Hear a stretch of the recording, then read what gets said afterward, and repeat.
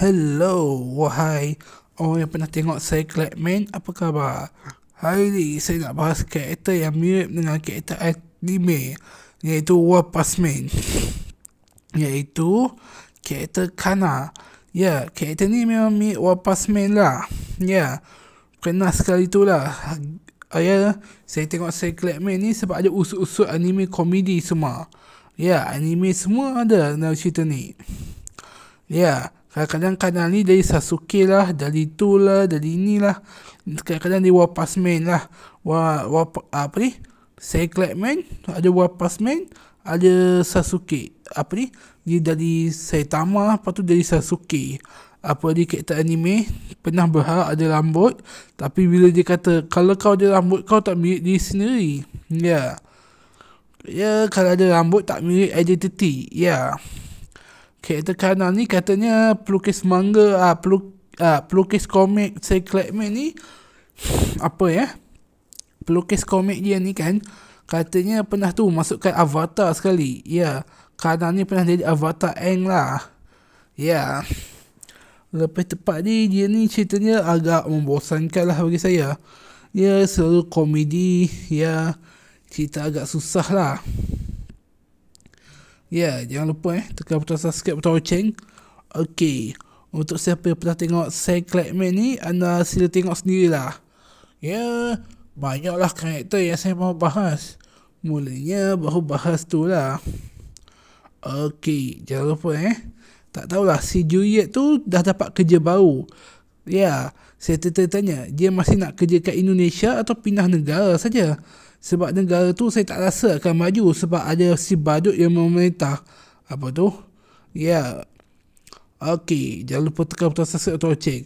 Kalau peribahasa Indonesia dengan Malaysia ni agak berbeza. Kalau kita lama-lama sikit-sikit lama-lama jadi bukit.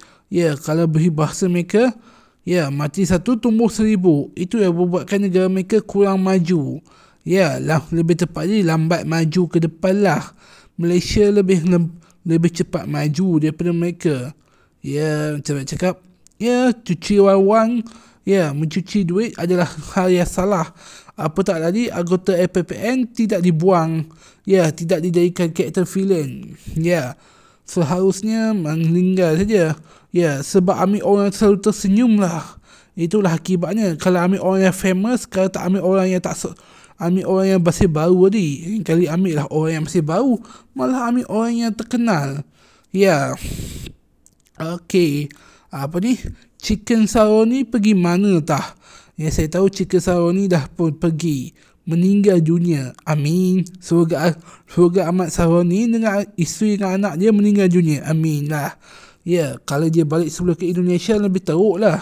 Biar dia meninggal sekali dengan Power War tu. Amin. Ya lah tu. Macamlah amin tu boleh jadi. Okey, sekarang ni bahas karakter saya Clapman ni. Kenapa karakter dia mirip dengan One Punch Man? Mungkin sebab kawannya kot yang mirip dengan saya Clapman. Katanya si Juliet tu bagi tahu dia buat karakter komik ni sebab terinspirasi dari diri dia saja. Mungkin saja daripada kawan-kawannya minta izin. Mungkin kawan-kawannya terlalu suka kot. Kadang-kadang saya tertanya, betul ke pengisi suara ni dia isi sendiri? Ya, kalau pendapat saya, ya. Ya, sebab saya tertanya, betul ke dia isi? Dia ada keluarga ke? Maksudnya, ya kot. Semoga dia berjaya lah jadi orang kaya dekat Indonesia. Ya, semoga dia pindah sajalah. Ya, pindah ke negeri Perak Malaysia ni. Okey, itu saja saya akan cakap kalau saya mau beli saya Clapman. Okey, jangan lupa tekan butang loceng. Jangan lupa tekan butang subscribe atau loceng. Semoga nanti saya akan berjaya beli saya Clapman kalau dah kaya. Amin. Semoga itu terjadilah. Okey, bye-bye.